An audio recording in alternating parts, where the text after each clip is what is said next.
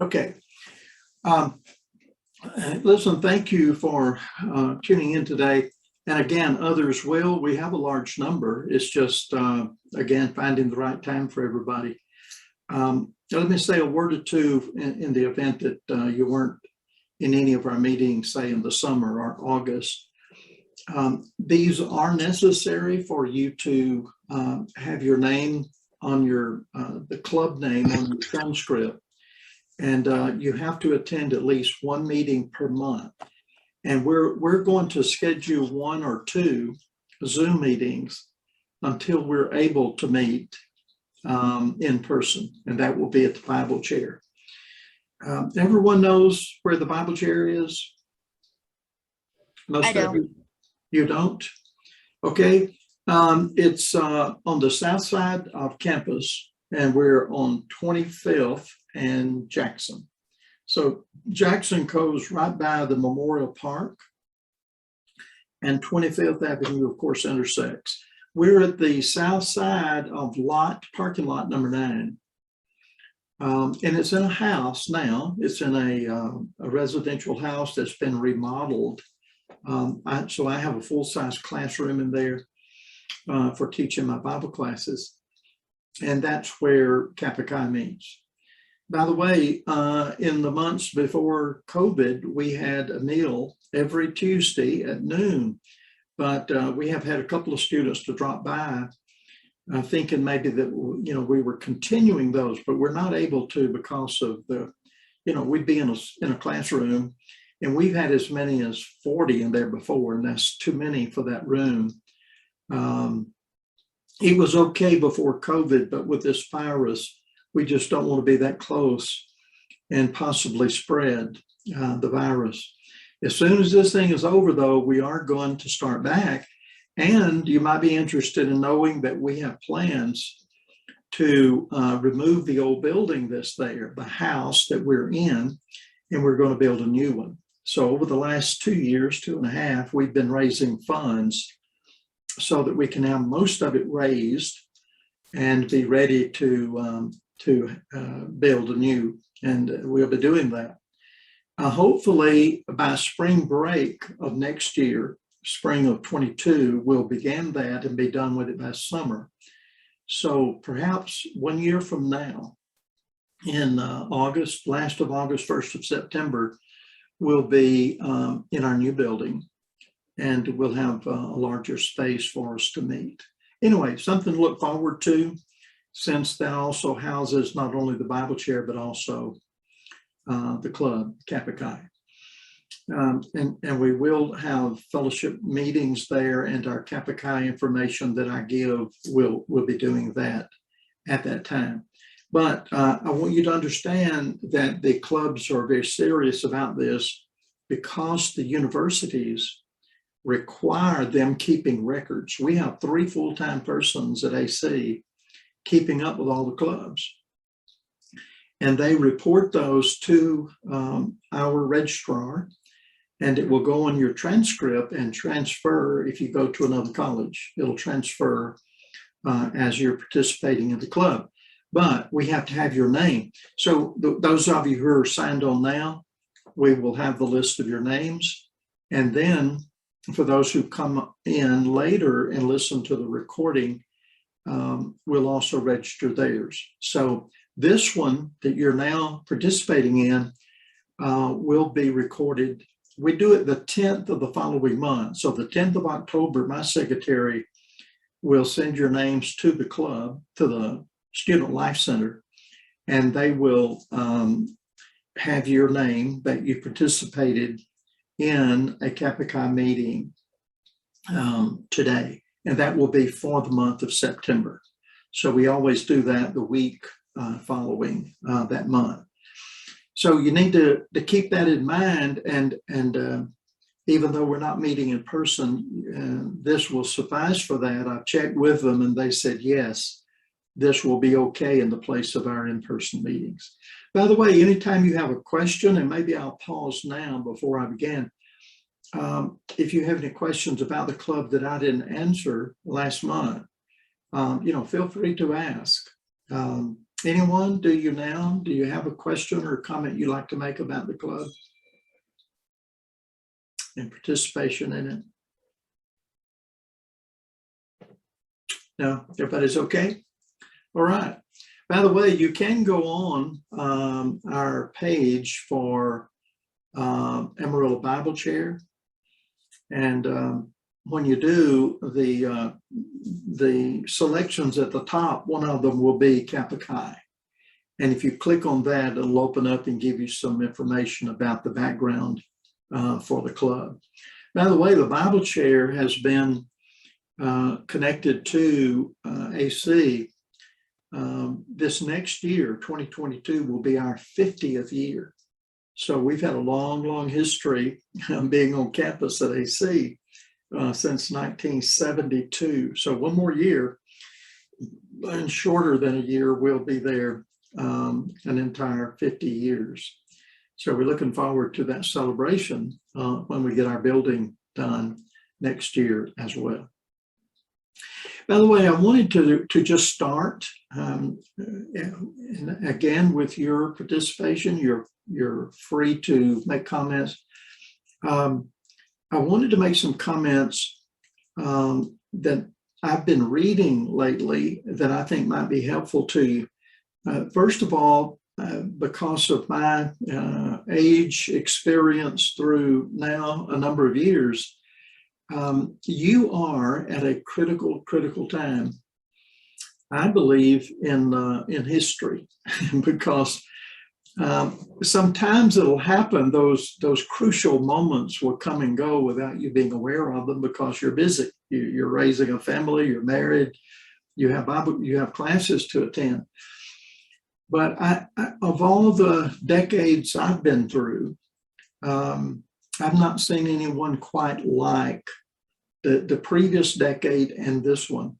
And I mean it in the sense of fundamental issues that you're having to face individually, what you're being taught. By the way, you're going to have to be really good students, and you're going to have to be wise in your search for truth, your search for meaning. You're going to have to really be careful, because there are people, and they've always been there, but it seems like they're more vocal now than they've ever been, who are trying to destroy down the very foundations for our society of who you are as male, female, as a family, husband, wife, a nation, even against our Constitution, trying to destroy it. I've never seen a time period in my life where the foundations itself are under assault. And by the way, that includes every social institution, as well as legal, religious. It includes every aspect of who you are. It's being challenged, and people are saying, you know, there's no such thing as meaning to life. There's no such thing as truth. And by the way, in Kappa Chi, we do emphasize the Christian worldview. Now, we don't make distinctions about which religious group you're with. That's not my point. My point is that we try to present a biblical, a Christian worldview.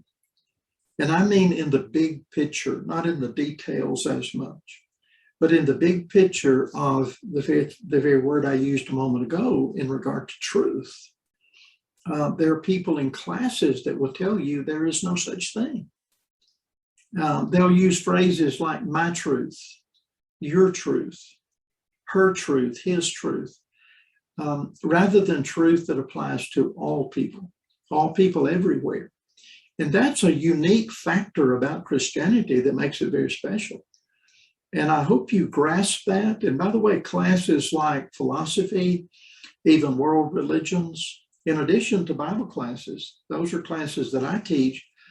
All of those, you can learn facts and truths about your government, about who you are. That's the reason we have classes in sociology and physiology and biology and everything else.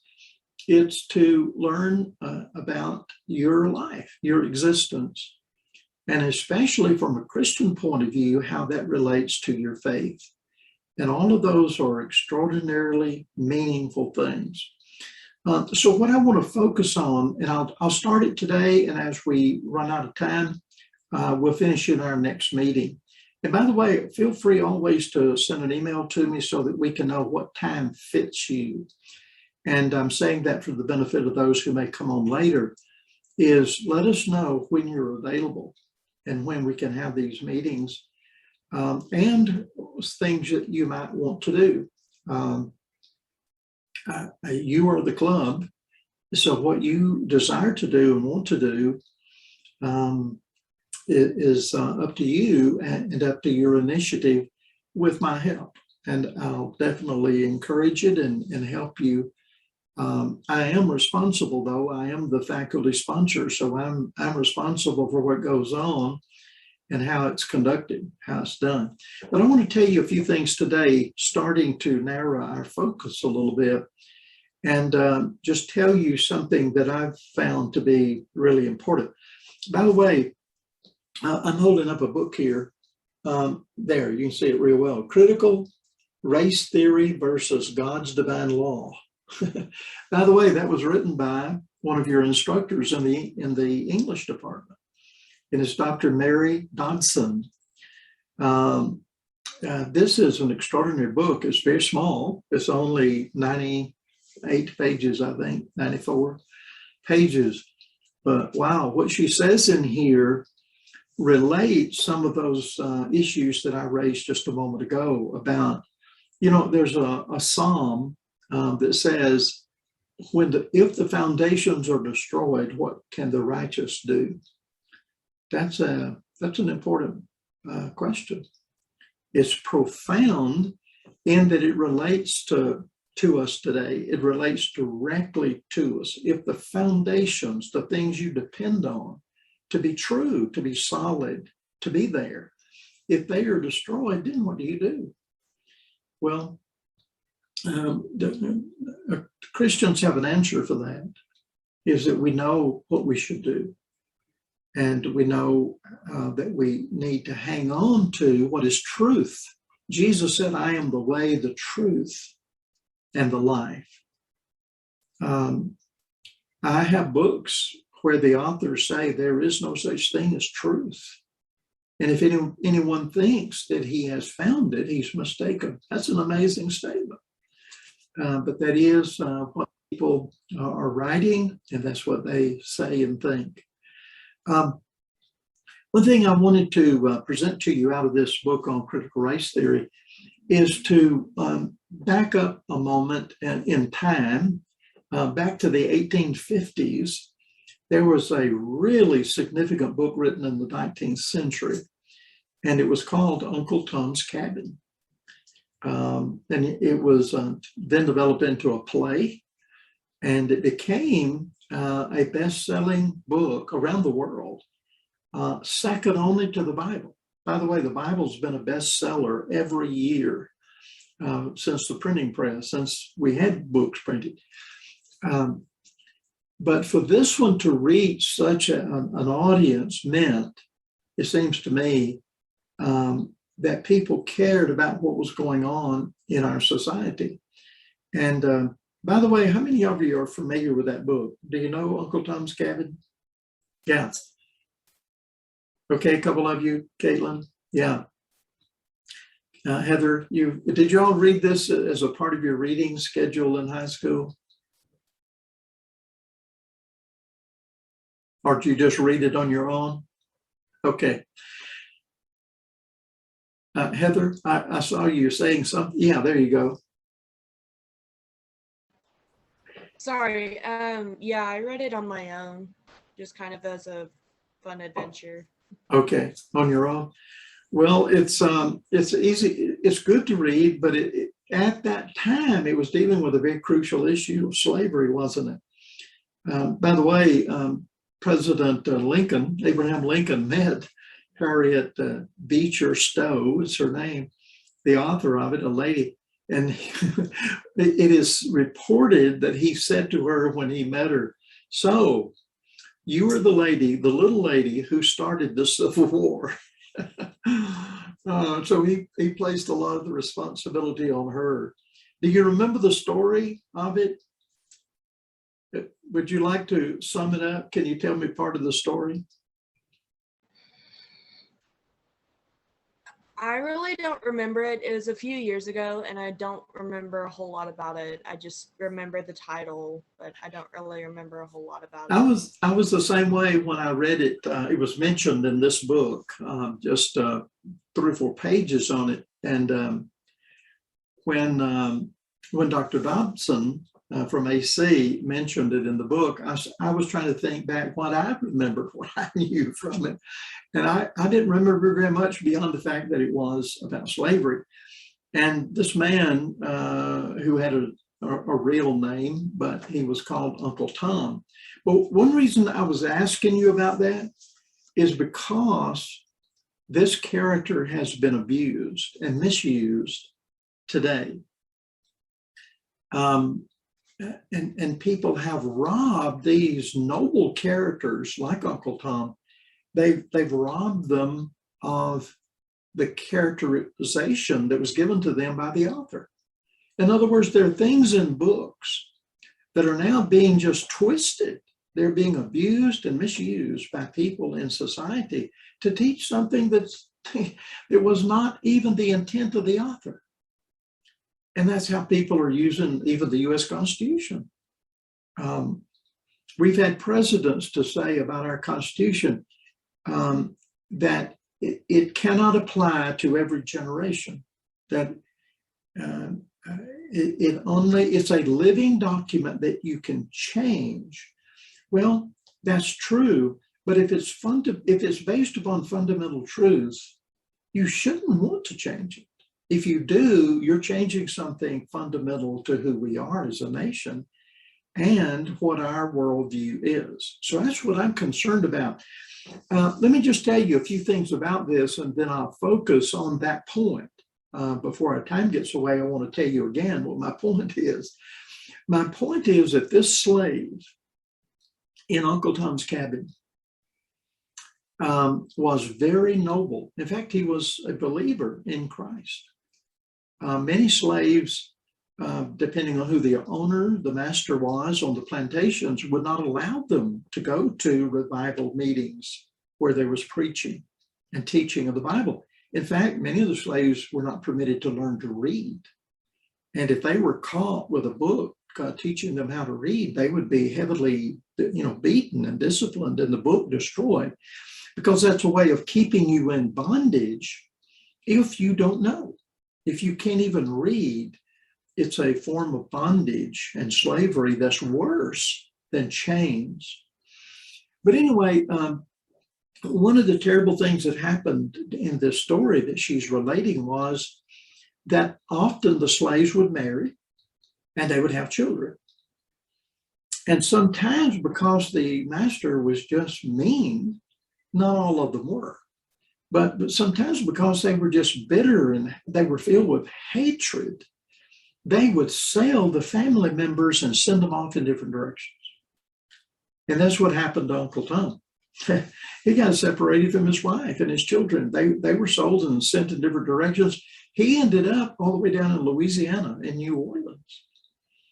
And he had an owner there, though in terrible circumstances of being separated from his family. And it was on a plantation called St. Clair Plantation. And it was named after the owner, Mr. St. Clair. And he really admired Tom because Tom would often speak of his faith in Christ. And here he was being abused and misused, and yet he wanted to learn how to love his enemy as God loves them. And that's a hard precept in the Christian point of view. People usually think it's mushy and it doesn't have any backbone or spine to it, but it does. And especially when you try to practice it and someone is whipping you or beating you or depriving you or separating you from your wife and your children. And he kept praying that God would help him to love his enemies. And the people who were around him began to admire his attitude, his Christian life, and they would just try to mistreat him in every way. And then there's a third one that's mentioned in Uncle Tom, and I had forgotten this altogether, but his name was Simon Legree. And Dr. Dobson wrote in here that Simon Legree epitomizes the evil slave owner, and he was cruel to all of his slaves. And remember, this is right at the time period of the Emancipation Proclamation by the president. And so here you have white men who were opposed to slavery, but didn't know what to do about it. And Abraham Lincoln was one of those who said if he ever had an opportunity, he would abolish that thing. And of course, he did get the opportunity. He was president. And then this book, this influential book on Uncle Tom's Cabin was out there. And they couldn't cut trees fast enough because you had to cut them by hand back then. They couldn't cut them fast enough to provide the pulp at the factories, at the mills, for them to produce paper. They were printing so many books so fast, they were selling out by the thousands. And people were really interested in this story. But what happened to the author, Stowe, was that she witnessed this mistreating. She witnessed people being separated, the husband from the wife and the children being sold in a different direction. And she stood there and watching that going on. And she saw the human element to it. You know, it's one thing to make an argument about economics, but it's another thing to make an argument based upon how you should treat people and who people are. That a black man is equal to a white man or a red man, that all of the various ethnic groups around the world, according to the Christian point of view and even common sense, we're all human beings. And remember that even in this day, you had people like Lincoln who lost his life because he wanted to set them free, and he did. He signed that proclamation, and it stood. Now, it took decades after that for them to gain much of their freedom, but yet it was an important move toward that point. So I tell you what I'd like to do, let me tell you now where I'm going with this. It's about a slave, that whole book that was so powerful just a few years ago, just 19th century, and even over into the early 20th century. School children around the world were taught in their language this book, in their English reading, in literature classes, in English classes, grammar. They were taught this book. And I wanted to tell you this. What it's about is about the character of a man who was severely mistreated, Tom, and separated from his family, and he kept praying and praying. And yet this man, this last owner, if we can call him that, this plantation owner,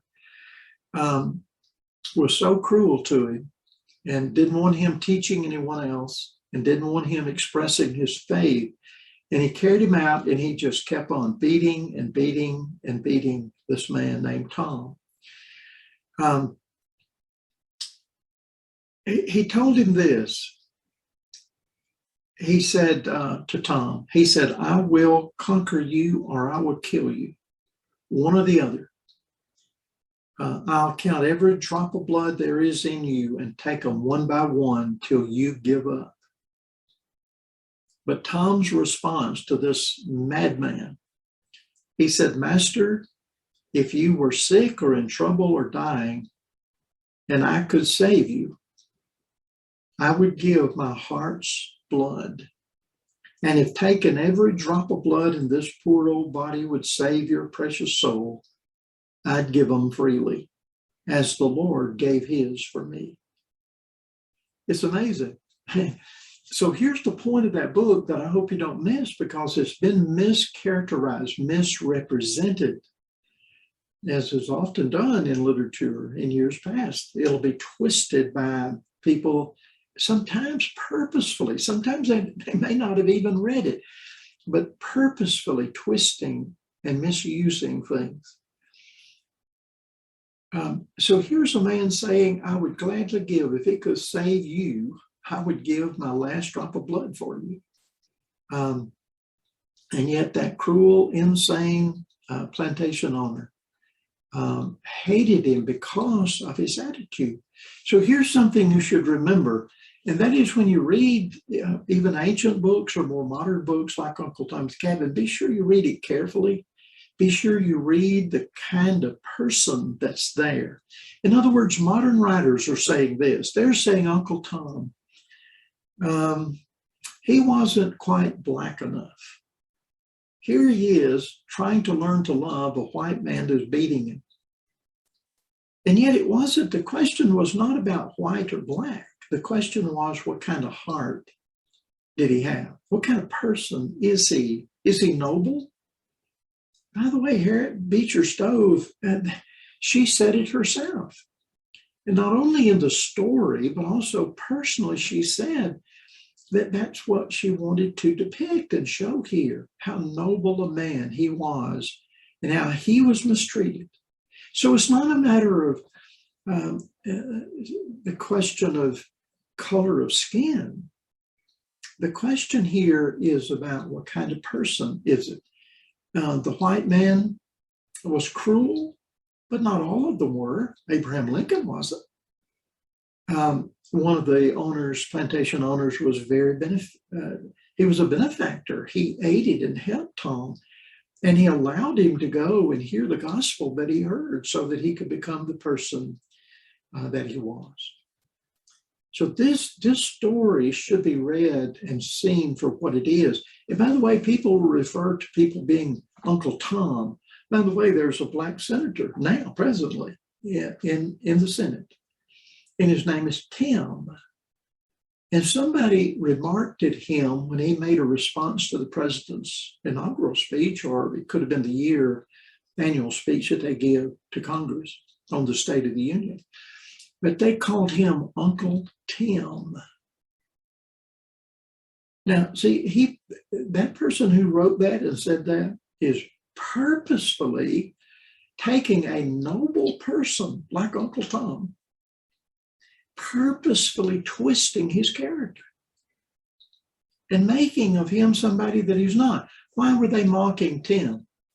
Well, they were doing so because he was trying to make a point about this country and about the truth of this country. But if you don't agree with the mob, if you don't agree with those who are trying to push the country in another direction, they'll call you all sorts of names, and sometimes totally misapplied.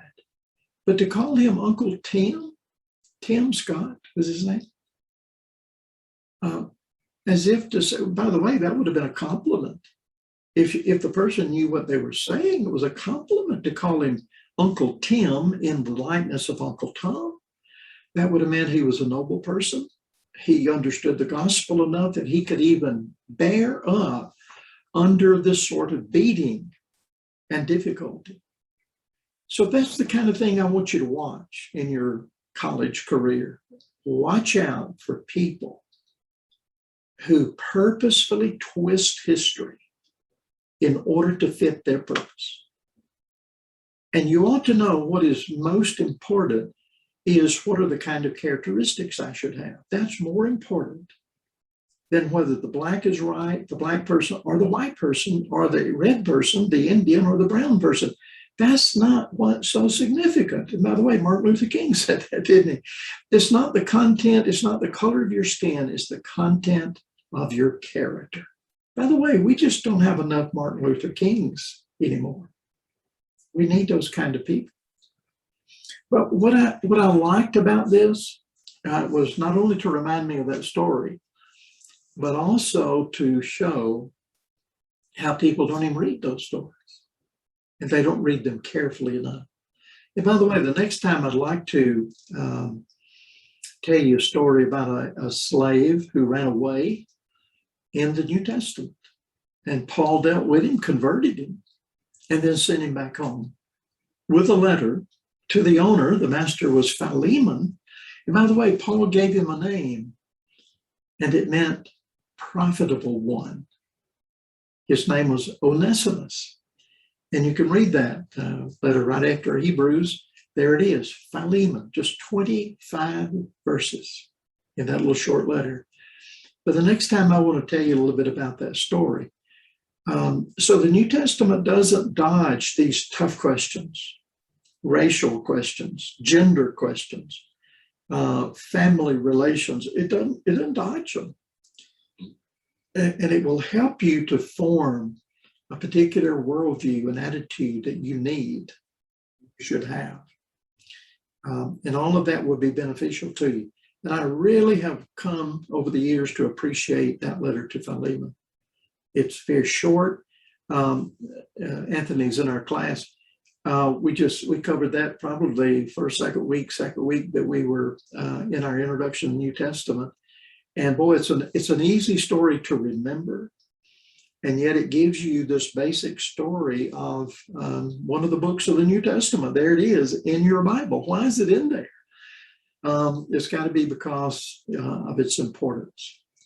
And I wanted to make that connection, particularly with Dr. Dobson's book on critical race theory. And the only thing I want to say about that is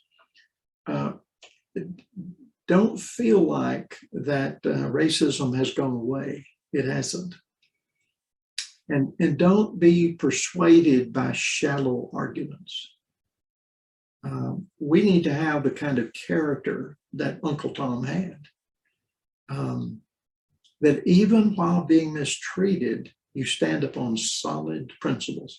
If anyone ever had the right to be bitter and to be filled with hatred, it was Tom. But the people in the 21st century that are talking about this, they are so filled with hatred toward people. They will kill you. They'll tear your business apart. They'll burn you. They'll burn your car down.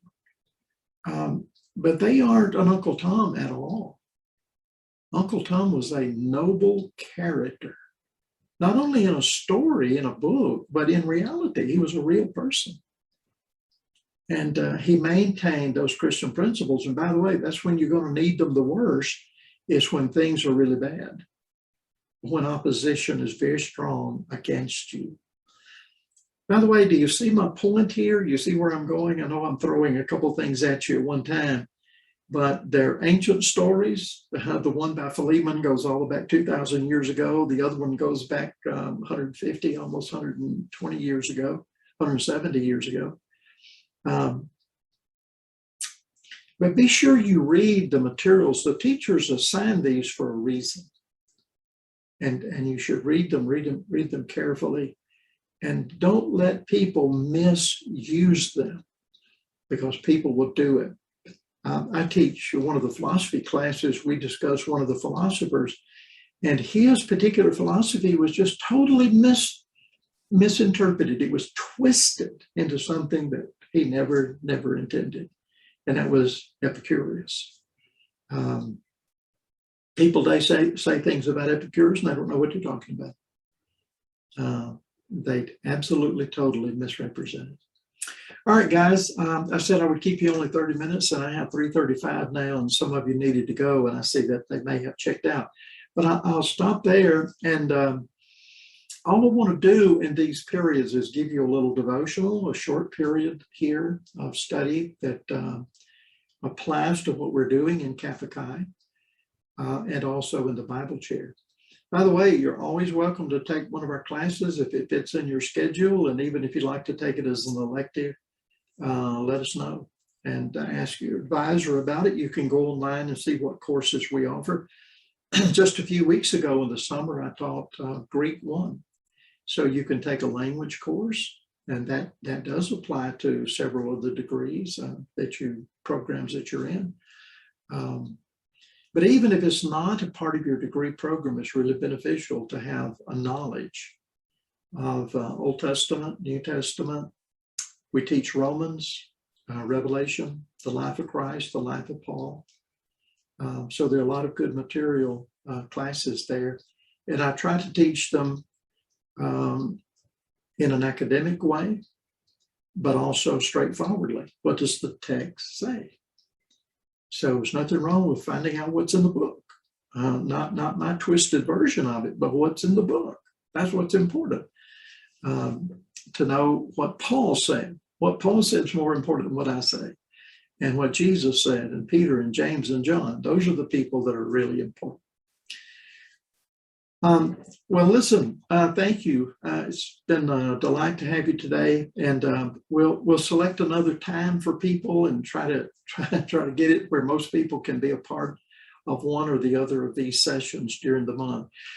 Heather, I believe Norma asked you a moment ago. You may not be able to see it on here. What's your last name so she can put your name down? Yeah, I sent her a message, good. so as with everybody else. Good. But yeah. Yeah, I didn't see it on here, so good. I'm glad you did that. Thank you. All right, guys, have a good rest of your Sunday and hope you have a good class tomorrow.